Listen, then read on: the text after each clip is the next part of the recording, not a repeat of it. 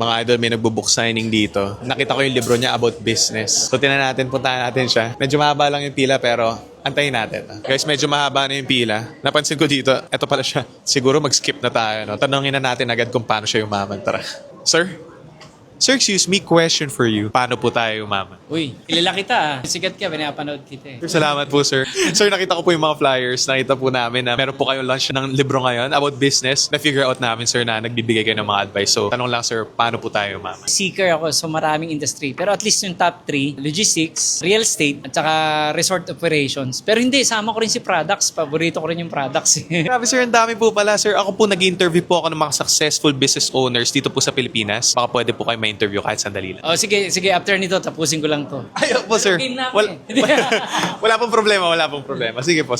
So, ilang taon na po tayo nagbe-business, sir? Including siguro yung informal kasi habang employee ako, nag-business na rin. Pinagsasabay na natin. Oo, nag-insurance na rin ako. Siguro almost 30. 30 years, Yeah. sir. Ilang taon na po ba tayo, sir? Bata lang tayong tingnan, pero 52 na tayo. Grabe, sir. 52. Hindi talaga halata. Salamat.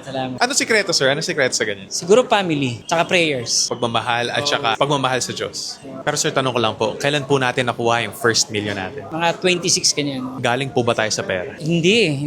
Lumaki ako walang kuryente sa amin. So akala ko luxury yung bumbilya, yung ilaw. So kaya ang hili ko sa books. Kasi laging yun na yung parang kakampi ko lang. Yung gasera, bago ko patayin, gusto ko nagre-read. Ano po ba sa tingin niyo yung skill na meron kayo na nag-ahon po sa atin sa kahirapan? Una, may bigay si God na skill sa akin. Hindi akin yun. To help people. When you're giving value to people, in return, they will remember you. Dalawa lang naman kasing klaseng tao tayo eh. It's either ikaw yung taker o ikaw yung giver. So I have so many associations, name it. Mukhang ka-member ako dyan. Gusto ko mag-give ng kung anumang meron ako. Back then, wala naman akong pera sa oras. Then ngayon, treasure. So kaya may foundation tayo. Yung may Superhero Friends Foundation. Tumutulong sa mga batang may cancer. Grabe sir, ang dami po pala natin ginagawa. At saka ang daming misconception na sinasabi nila na kapag nagbibigay tayo, nauubos tayo or nawawalan tayo. Pero hindi pala ganun. Hindi ganun. Kasi bear me with this. Kunwari, ikaw si God. Palagay mo ba magtatampo ka na dagat lumalaki? Hindi, ikaw ang nag-create yan eh. So basically, naniniwala ako, lahat ng binigay na talento ni God sa atin, hanggang ending natin dito, nasa atin yan. So binigay niya yan sa atin. So dapat bigay mo sa kapwa-tao mo. Sa Matthew 25:40, truly whatever you did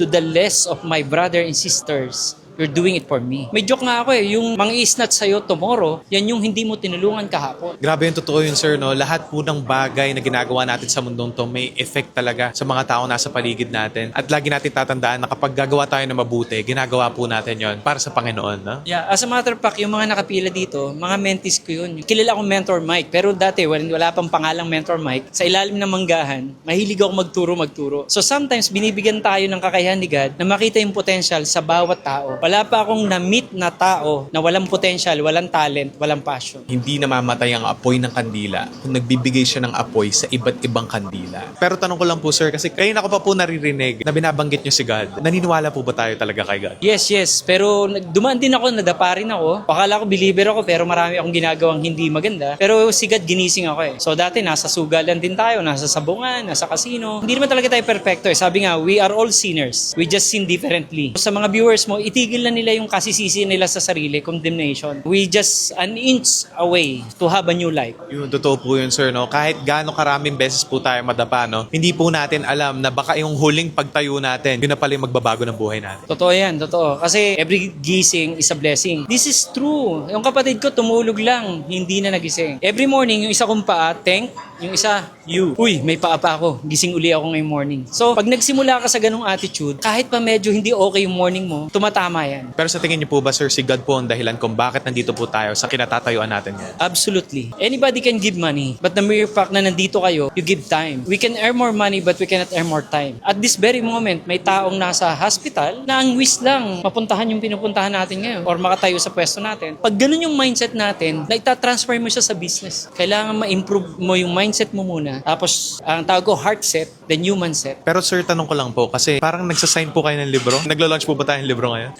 Though old school yan, wala masyadong nag-book lounge, pero sige, gawin pa rin natin. Kasi pangarap ko siya eh. Bata pa lang ako, nanghihiram na ako ng libro. Tapos wala kang kuryente sa amin. So kailangan ko mag-read. Could you imagine, kaya mo bang i-memorize ang newsfeed mo? Hindi eh. Pero sa libro, tanda ko yun, page 88. So, iba pa rin yung libro. Ang dami na information ngayon. Ang pinakamasarap din ngayon mapag-isa, be still, Psalm 64 yun, and read. Read anything that can change your perspective. Kasi there is always room for improvement. Pero tanong ko lang po, sir, tungkol saan po ba tong mga libro na to? Gusto kong ituro, life coaching. Pero walang gusto palang makinig doon pag kumakalamansi mura natin. Dahil marami akong na-meet na may PhD, na tulad ko, hindi Doctor of Philosophy, kundi poor, hungry, and driven. Sabi ko, Maslow's hierarchy of needs. Kailangan ko munang isatisfy yung una nilang needs, which is the food, shelter, and clothing. Yun, negosyong swak sa'yo. Title ng book natin, negosyong swak sa'yo. May mga tao kasi na gustong gayahin si Aaron, gustong gayahin si Mike, may binigay na talent sa kanya, yun talagang dapat. Tingin niyo po ba, sir, na napakahalaga ng mentorship or isa to sa mga shortcut pagdating sa success? Yes, hindi lang sa success, even sa entrepreneurship o business. Kailangan nyo ng 3 M.